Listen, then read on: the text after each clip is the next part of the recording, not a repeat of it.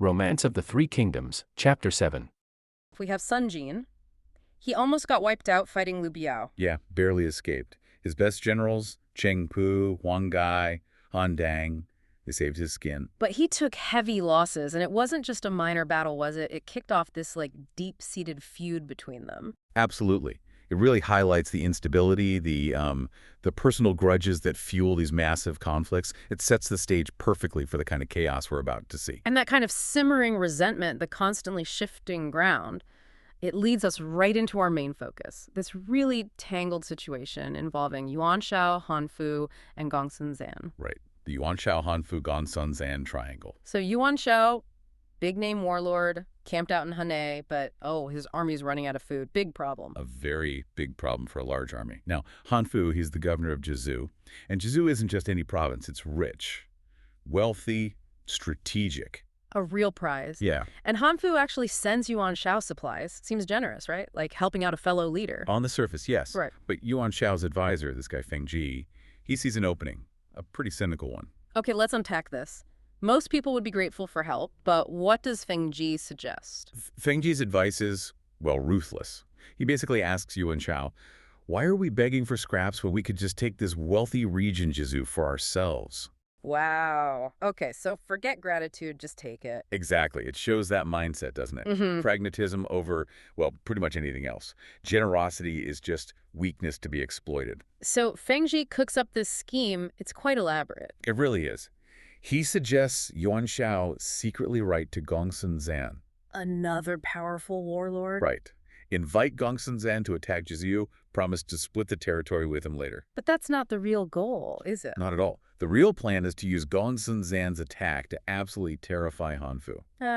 Okay, so Han Fu panics. And hopefully asks Yuan Shao, his supposedly helpful neighbor, to come and protect Jizu. Letting the fox into the hen house, basically, allows Yuan Shao to take over from the inside. Precisely. And Yuan Shao goes for it. He sends the letter to Gongsun Zan, then tips off Han Fu that Gongsun Zan is marching his way. And Han Fu reacts just as predicted. He panics. Big time. He calls in his advisors, Sun Chen and Xin Ping. Sun Chen actually recommends inviting Yuan Shao to take over managing Jizu. Really? Well, Sun Chen points out how strong Gongsun Zan's forces are. He even mentions Liu Bei, Guan Yu, and Zhang Fei are helping Gongsun Zan. The famous trio. Yeah. And he argues Yuan Shao is, talented, capable, maybe the only one who can handle it. It seems logical on the surface, But there's a catch, or rather a warning. a very strong warning. From another advisor, Gang Wu. What does Gang Wu say? Gang Wu doesn't mince words. He calls Yuan Shao a beggar dependent on us. He says giving Yuan Shao control of Jizu is like... Leading a tiger into a flock of sheep. I remember that line. It's vivid. incredibly vivid. Gang Wu sees exactly what's happening. He's so disgusted by Han Fu's thinking that he and 30 other officials just quit. They walk out. Wow. That's a serious protest. But Han Fu, he ignores it. Completely. He seems swayed by, the Yuan family name, maybe some misplaced loyalty, this idea that Yuan Shao is just inherently superior. He ignores Gang Wu's very practical, very accurate warning. A fatal mistake. Absolutely. And the takeover is brutal and swift. As soon as Yuan Shao arrives, Gang Wu and another loyalist, Guan Shun, actually tried to assassinate him. A last stand? A desperate one. But Yuan Shao's generals, the fearsome Yan Liang and Wen Xiao, cut them down immediately, no hesitation. So Yuan Shao just walks in, takes complete control. What happens to Han Fu? Yuan Shao gives him a fancy title, General who demonstrates grand courage or something, but it's completely meaningless. All the real power, the key posts, go straight to Yuan Shao's own men, Tianfeng, Zhu Shou, Zhu Yu, and Feng Ji, the architect of the whole thing. And Han Fu? He realizes too late what he's done. Full of regret, apparently leaves his family, flees to another warlord, Zhang Miao. Just a complete downfall. A cautionary tale about trusting the wrong people, definitely. No good deed goes unpunished when ambition's involved. Especially in this era. And the consequences keep rolling. Right, because Gongsun Zan, who did Yuan Shao's dirty work by attacking Jizu, now finds out Yuan Shao has grabbed the whole thing for himself. He's furious, naturally. He was promised half, remember? Yeah. So he sends his brother, Gongsun Yu, to Yuan Shao to demand his share. This is where it gets even darker, if that's possible. How so? Gongsun Yu is on his way back from this meeting, presumably empty-handed, and he's ambushed. Killed. Ambushed. By who? Well, the killers claim to be soldiers loyal to Dongzhu's family. seeking revenge for something Sun Jian did earlier. But the timing, the circumstances, it heavily implies Yuan Shao arranged it. To silence Gongsun Yu, to get rid of the claim on Jizu. Almost certainly. Eliminate the inconvenient partner now that he served his purpose. It's utterly ruthless. And Gongsun Zan's reaction. Predictable fury. He's convinced Yuan Shao lured him in, used him to take Jizu, and then murdered his brother to cover it up. He vows revenge. War is declared. So now it's Yuan Shao versus Gongsun Zan head to head. Exactly. Which brings us to the Battle of Pan River. The armies face off, Yuan Shao on the east bank, Gongsun Zan on the west. It gets personal fast. Oh yeah. Gongsun Zan rides out onto the bridge between the armies and just yells at Yuan Shao across the way, calls him a traitor. And Yuan Shao plays it cool, dismisses the claims, says Han Fu gave him Jizu willingly. You know, rewriting history already. But Gongsun Zan isn't buying it. Not for a second. He shouts back, calls Yuan Shao a wolf-hearted, dog-like scoundrel. The gloves are definitely off. And then the fighting starts for real. Yuan Shao sends out Wen Chao. His star general, and Wen Chao is devastating. He charges Gongsun Zan directly. How does that go? Badly for Gongsun Zan. They clash, but in just over 10 passes, Wen Chao completely overpowers him. Gongsun Zan has to flee. Just like that, the commander fleeing. Yep, and Wen Chao doesn't let up. He chases him, smashes right into Gongsun Zan's main army formation, kills one of Gongsun Zan's 4 key generals, scatters the rest. Chaos. Gongsun Zan must be desperate. Utterly. He's fleeing into this valley. He loses his bow. His helmet falls off. His horse even stumbles and throws him to the ground. Wen Chao is right there, closing in for the kill. It looks like it's all over for Gongsun Zan. Just when it seems all hope is lost. This is a classic moment, isn't it? A new player enters the stage. Exactly. Suddenly, this young warrior rides out, seemingly from nowhere, shouting a challenge to Wen Chao. And this is Zhao Yun, Zhao Zilong from Changshan's ending. He intercepts Wen Chao. okay, so a duel. Wen Chao is this fearsome general. Zhao Yun is unknown at this point. Right. But they fight, and they fight hard. For 50, maybe 60 rounds, neither one can get the upper hand. It's a complete stalemate. Wow. That alone tells you something about Zhao Yun's skill. Absolutely. It stops Wen Chao cold and saves Gongsun Zan's life. Gongsun Zan, obviously relieved, asks who he is. And Zhao Yun explains why he's there. Yeah, he tells Gongsun Zan he actually used to serve Yuan Shao. Oh, interesting. But he left. He says Yuan Shao lacked loyalty to the emperor and a heart to save the people. Basically, he saw Yuan Shao for what he was, ambitious, not principled. So he offers his services to Gongsun Zan instead. A choice based on character, not just power. Gongsun Zan must have been thrilled. Overjoyed, accepts him immediately. Huge morale boost, you'd imagine. So Zhao Yun saves the day in the duel. But the larger battle is still raging, right? Gongsun Zan had this special unit. Ah, yes, the White Horse Generals. Really interesting tactic. He had this vanguard, maybe 5,000 strong, all mounted on white horses. Why white horses? Apparently, it had worked wonders for him before, fighting the king tribes in the northwest. The sight of this mass of white horses charging was supposed to be terrifying, make the enemy break and run.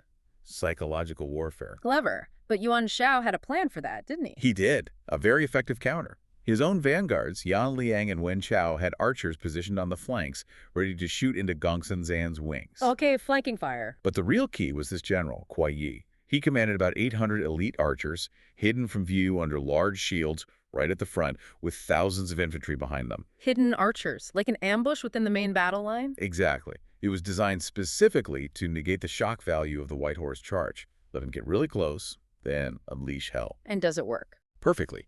Gongsun Zan's vanguard, led by Yan Gang, charges forward, probably expecting the enemy to waver. But they don't. No. Kuai Yi holds his archers until Yan Gang is almost on top of them.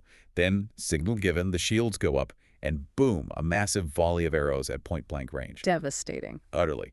Yan Gang is killed almost immediately, possibly by Kuai Yi himself. The White Horse vanguard just disintegrates, completely routed. And the flank archers. Yan Liang and Wen Chao's archers open up on Gongsun Zan's main forces, pinning them down. Kuai Yi presses his advantage, charges forward with his infantry, breaks through Gongsun Zan's lines, even cuts down Gongsun Zan's main command banner. The banner falling. That's a huge blow to morale. Massive. Gongsun Zan is forced to flee. Again, it looks like a total disaster this time. But wait, Zhao Yun is on the field now. And this is where one individual just completely flips the script. Kuai Yi, riding high on his success, is charging after the retreating forces. And runs into Zhao Yun. Exactly. They clash. And unlike the long duel with Wen Chao, this is over fast. Zhao Yun kills Kuai Yi in just a few passes. Kills the victorious general, just like that. Just like that.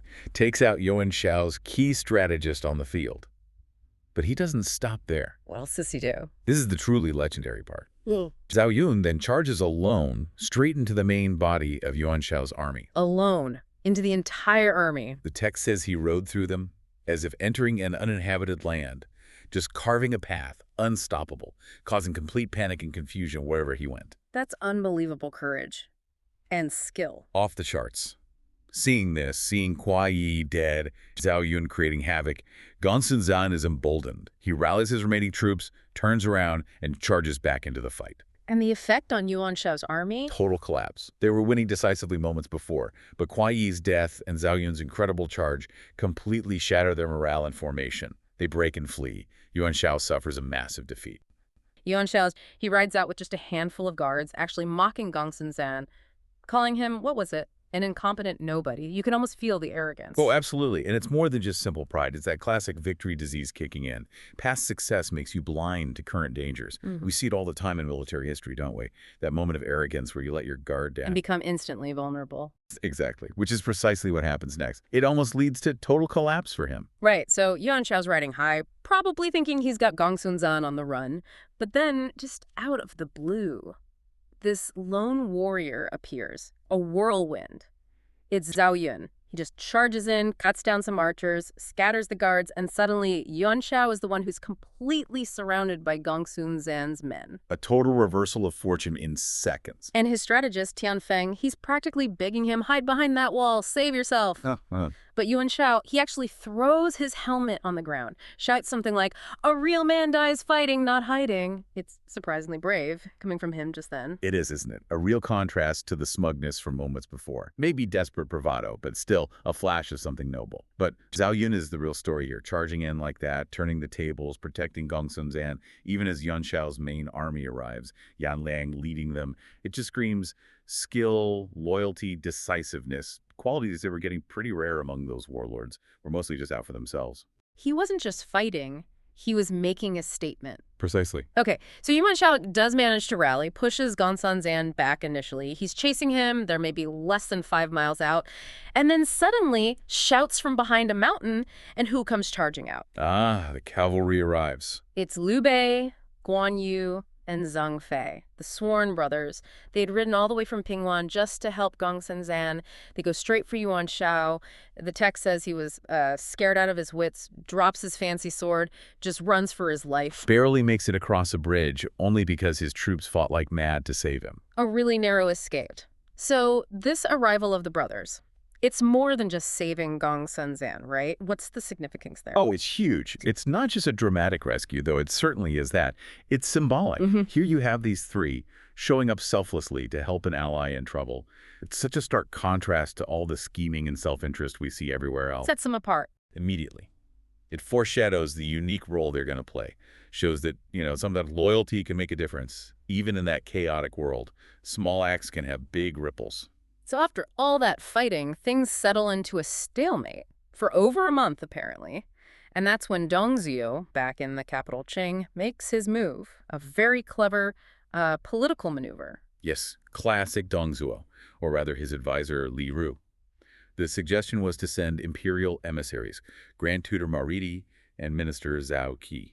They carry an imperial decree to mediate peace between Yuan Shao and Gongsun Zan. But it wasn't really about peace, was it? Not at all. It was a power play. Using the emperor's authority, even a puppet emperor's authority, to force both sides to acknowledge his influence.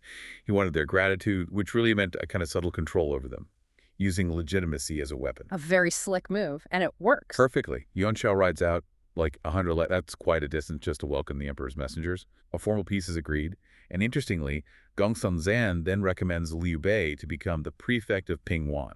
Which is a pretty big step up for Liu Bei at this point. Definitely. But maybe one of the most emotional moments in this whole northern saga is Zhao Yun's farewell to Liu Bei. The source says they embraced, actually shed tears. Neither wanted to part. That suggests a really strong connection. It really does. And Zhao Yun says something incredibly telling. He laments, I I mistakenly saw Gong Sun as a hero. Now I see he is just like Yuan Shao. Wow. That cuts deep. It tells you so much about Zhao Yun. He's not just a fighter looking for a battle. He's searching for a true leader, someone with integrity, with vision, not just ambition. Gong Sun, despite being saved, ultimately disappointed him. Showed he was driven by the same self-interest Zhao Yun saw in Yuan Shao. That search for the right leader really defined Zhao Yun's path from here on. Okay, let's shift gears now. From the north down south to Nanyang, Yuan Shu is apparently just stewing in resentment. He asked his brother Yuan Shao for 1,000 horses. Yuan Shao said no.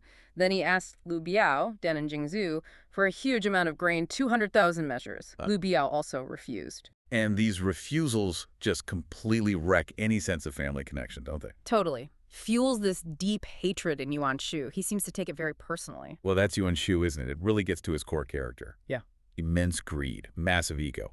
For him, everything's a transaction. So these aren't strategic setbacks to him, they're personal insults. Justifying revenge. Exactly. Justifying any means necessary, no matter how treacherous, to get what he wants and hit back. It shows how greed just destroys alliances, even family ones, when there's a power vacuum. And he comes up with a really devious plan. Almost Machiavellian, you said. It really is. He secretly sends a fake letter to Sun Jian. Okay, what's in the letter? It claims Liu Biao blocked Sun Jian's path earlier because Yuan Shao told him to.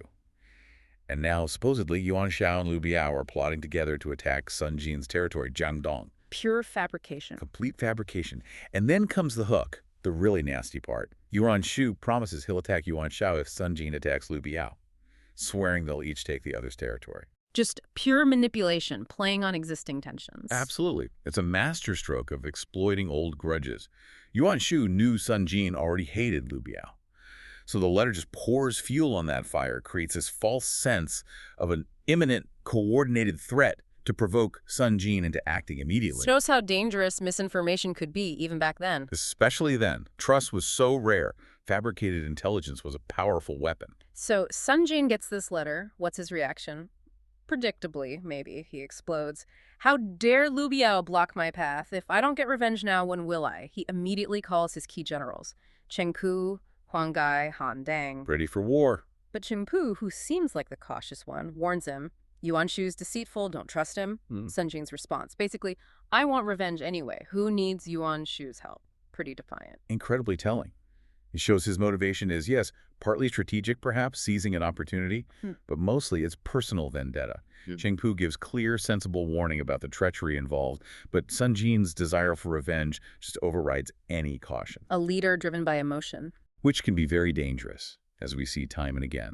Personal feelings dictating massive military campaigns with huge costs. Now, Sun Jian was obviously a major figure, and the text pauses here briefly to introduce his family, which is pretty significant for what comes later, right? The foundation of the Wu kingdom. Exactly. You get introduced to his sons by Lady Wu Sunsi, the eldest who's about to make his mark, then Sun Quan, Sun Yi, Sun Kuang, and then by Lady Wu's sister, there's Sun Lang and a daughter, Sun Ren, plus an adopted son, Sun Shao. Quite the lineage. So Sun Jian's getting ready to leave, and his younger brother, Sun Jing, actually kneels down with his own sons, trying to talk him out of it. He argues, the empire's already chaotic, Jiangdong is finally peaceful. Why start a huge war over what he calls a small grudge? Sun Jian clearly has the pragmatic view here. He sees the risk, the costs, the potential destabilization. Launching a war over a past slight. Bad idea when you finally have some peace. But Sun Jian is having none of it. Not a bit. His response is something like, "Brother, enough, I meant to roam the world. How can I not take revenge?" It's pure ambition, maybe a bit reckless, definitely driven by personal honor over strategy. A real clash of perspectives. Pragmatism versus romanticized conquest. Something like that. And then his eldest son, Sun Si, steps up, eager. "Father, if you must go, I want to go with you." His first big campaign. Setting the stage. Definitely. So Sun Jian moves fast, sails towards Hancheng. Huang Zu, Liu Biao's general, is waiting for him, though, sets up an ambush. Archers lining the riverbank. A classic defensive setup. Looks tough to break through. But Sun Jian, he comes up with this incredibly clever counter. He tells his troops, stay hidden in the ships. Just keep sailing towards the bank again and again. Get the archers to shoot. Lure them into wasting their arrows. Exactly. They do this for 3 days straight. Imagine Huang Zu's archers just firing and firing Until they run out. And the result is amazing. Sun Jian collects over 100,000 arrows that landed harmlessly on his ships. Then, waits for the wind to be right, and has his own archers fire those same arrows back at Huang Zu's forces. Turning their own ammunition against them? Brilliant. Forces them into a retreat. Just an incredible piece of tactical thinking. It really is. It showcases Sun Jian's cunning. It's not just brute force, it's psychological warfare, it's resourcefulness. Yeah. He used Huang Zu's impatience against him, turned their offense in his supply line. A fantastic example of adaptive leadership. So Huang Zu's forces are reeling. Sun Jian lands his troops. Chengpu, Huanggai, Handang, they launch this three-pronged attack. Completely routes Huang Zu from the city of Funcheng. Swift and decisive on land, too. Huang Zu then regroups, brings out two of his generals, Zhang Hu and Chen Sheng, challenges Sun Jian in the open field, even throws insults, calls him an eastern rat. Trying to provoke him, maybe regain some control. Han Jing rides out immediately to fight Zhang Hu. And then Sun Si makes his move. He sees the other general, Chen Sheng, trying to help Zhang Hu. Sun Si just calmly draws his bow, shoots Chen Sheng right in the face, knocks him clean off his horse. Oh, what a debut. Exactly. While Zhang Hu is probably stunned by this, Han Dong seizes the moment and kills him too. Talk about making an entrance for young Sun Si. Absolutely stunning. It shows the Sun family's martial skill right away. That single shot probably did wonders for morale on their side and cemented Sun Si's reputation from day one. A sign of things to come. Definitely. So Huang Zu is completely defeated now. He just flees, abandons his helmet, his horse, tries to blend in with the regular soldiers to escape. Utter humiliation. And Sun Jian just keeps pushing, pursuing him all the way to the Hanshui River, relentless. He's not letting up. Meanwhile, back in Shenyang, Huang Zu drags himself back, reports this total disaster to Liu Biao. Liu Biao must have been shaken. He calls in his advisor, Kuai Liang. The sensible one? Right. And Kuai Liang gives very practical advice. Dig in, build strong defenses, the troops are demoralized, don't fight head-on right now. And maybe quietly ask Yuan Shao for help. Sounds strategic thinking. Yeah. Prioritize defense, preserve your forces, buy time. Exactly. But then Cai Mao steps in. He's Liu Biao's brother-in-law, remember? Family connections. And he's arrogant. Dismisses Kuai Liang's advice completely. Says something like, we can't just sit here and wait to die. Insists on meeting Sun Jian head-on. He actually leads 10,000 troops out of Jianyang himself. Pure pride, wouldn't you say? Oh, textbook case. Overconfidence, ignoring expert advice, desperate for glory. Yeah.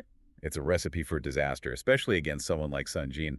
Stark contrast to Kuai Liang's cool-headed realism. And disaster it is. Chengpu rides out from Sun Jian's side to meet Cai Mao. They fight for just a few rounds, and Cai Mao turns and flees. Predictable. His army collapses. A devastating defeat. Corpses everywhere, apparently. So Cai Mao's arrogance led directly to slaughter. Exactly. And Kuai Liang then says, quite rightly, execute him. Military law demands it. He ignored advice, cost us dearly. Makes sense from a military discipline perspective. But Liu Biao refuses. Why? Because he just married Cai Mao's sister. There it is. Favoritism. Nepotism winning out over competence and justice. That's a really telling moment about Liu Biao's leadership, isn't it? It's critical. It reveals a fundamental weakness.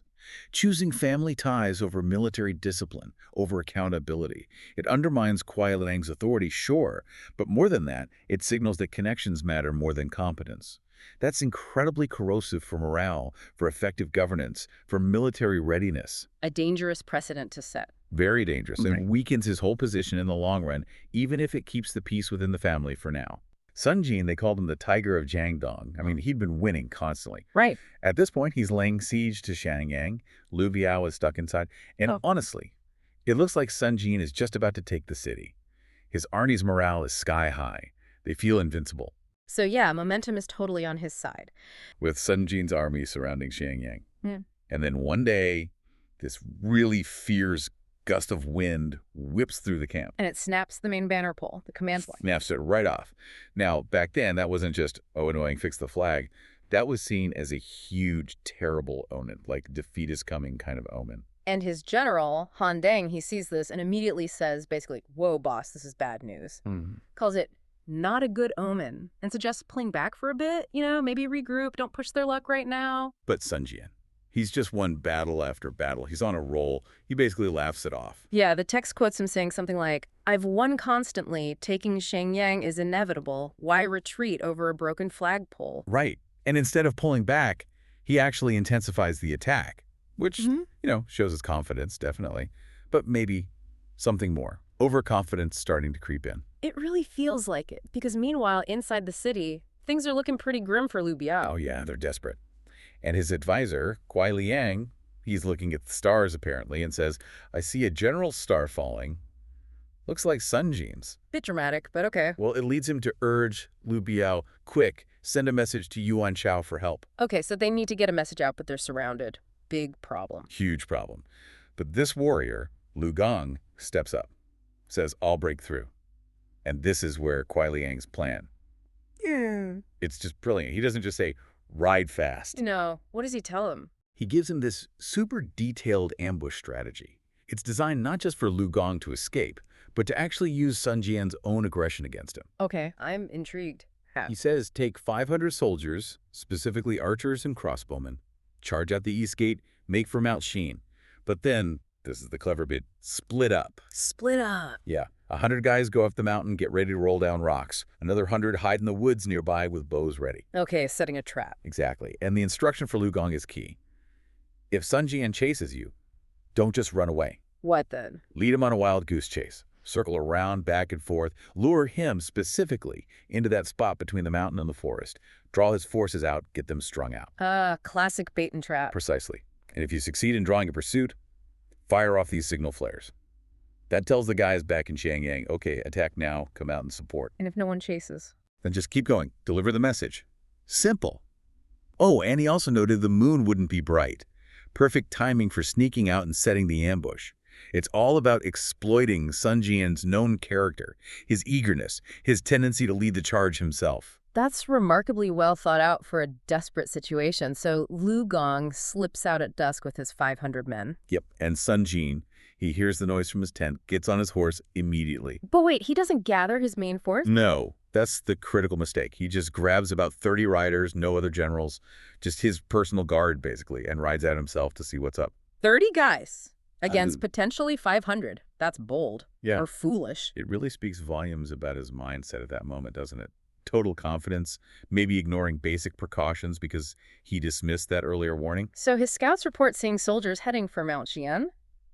And Sun Jian, true to form, Charges right after them. Doesn't wait. Yeah. Leads his tiny group in this impulsive pursuit. And his horse is fast, right? So he pulls ahead. Way ahead. He actually outpaces his own men. Ends up riding alone, catching up to Lu Gong's rear guard. He yells, don't run. You know, the typical warrior challenge. And Lu Gong, does he fight? He turns. They clash maybe once or twice, very briefly. Then Lu Gong immediately pretends to flee, just like the plan said, ducking into the mountain paths. And Sun Jian, alone now, follows him right in. Right into the woods. But then, suddenly, Lu Gong vanishes. Sun Jian's looking around, probably confused for a second, maybe about to ride up the mountain itself. And then... Then a gong sounds. That's the signal. And instantly, rocks come crashing down from the slope above him. Arrows start flying out from the trees beside him. The ambush is sprung. Perfectly. He's hit by stones, hit by arrows. The text is pretty graphic, says his brains burst out. He had his horse die right there in the woods of Mount Xian. He was only 37. Wow. Just like that. All those victories, undone by one impulsive chase. It's brutal. And Lu Gong, he then turns on Sun Jian's 30 riders, who are probably just catching up, kills them all too. So the trap worked flawlessly. Flawlessly. Lu Gong fires the signal flares. And back in Jianyang, Huangzhou, Kuaiyu, Taimao, they lead their forces pouring out of the city gates. And Sun Jian's army, the Jiangdong forces. What happens to them? Total chaos. Yeah. Their leader is gone. Suddenly they're facing an enemy counterattack. It just falls apart. But wait, the story doesn't quite end there for the night, does it? There's more fighting. Right. It gets complicated fast. Uh-huh. Huang Gai, one of Sun Jian's generals, hears the shouting, leads his naval forces up the river, and runs straight into Huangzhou, who'd come out of the city. They fight briefly, and Huang Gai actually captures Huangzhou, takes him prisoner. Oh, okay. So a bit of a turnabout there. Exactly. Meanwhile, another general, Chang Pu, he's protecting Sun Jian's son, Sunset. The young Sun Si, right. Yeah, trying to get him to safety. And who does he run into? Let me guess. Lu Gong, the guy who sprang the trap. The very same. But this time, things go differently. Chang Pu charges, they fight, and Chang Pu manages to spear Lu Gong, killing him right there. So the man who killed Sun Jian is killed shortly after. It's like instant karma. Almost. The two armies then just fight this messy, chaotic battle all night until dawn, when both sides finally pull back. So Liu Biao's forces go back into Jiangyang, and Sun Ce. Sun Ce gets back to the Han River, and that's when he gets the terrible news. His father's dead, killed by arrows, and worse. His body is inside Xiangyang with Liu Biao's troops. That's rough. He just breaks down weeping. The whole army grieves. Yeah. And Sun Ce declares, I can't go home without my father's body. Understandable. So what's the plan? Attack again. Huang Gai steps up with an idea. He says, look, we captured Hangzhou, right? Yeah. Let's send someone in to negotiate. Trade Huangzhou for the general's body. A prisoner exchange. Makes sense. And apparently, before Huang Gai even finished suggesting it, this other official, Huang Ji, volunteers. Says he knows Liu Biao personally. Maybe he can broker a deal. Okay, so Sun Ce agrees, sends Huang Ji in. Yes. Huang Ji goes into Xiangyang, finds Liu Biao, explains the proposal. Give us Sun Jin's body, we give you Huangzhou back. And Liu Biao, what's his reaction? Liu Biao actually seems fine with it. He says something like, Sun Jian's body is already prepared in a coffin. Release Huangzhou and we'll call it quits. No more fighting, truce. Wow, okay. That seems surprisingly easy. Right, Huang Ji bows, thinking mission accomplished. He's ready to leave, but then... Oh no, there's a but then, isn't there? There is. From the side, Kuai Liang steps forward again. The planner. The architect of the whole ambush. And you just know he's not going to make it easy. What does he say? He basically yells, no, absolutely not, don't do this. He tells Liu Biao, if you agree to this, none of these Jiangdong soldiers will ever go home. I have a better plan. A better plan than getting Hangzhou back and ending the fighting. What could it be? He says, first step, execute Huang Ji right now. Execute the envoy. Yeah. Kill the messenger. Then we can implement our real strategy. That's where it leaves us. That's the cliffhanger. Sun Ji chased the enemy and died. Now Huang Ji, who came seeking peace and his leader's body, might be killed too. The source literally says, we don't know what happens to Huang Ji Chuanzi. Tune in next time.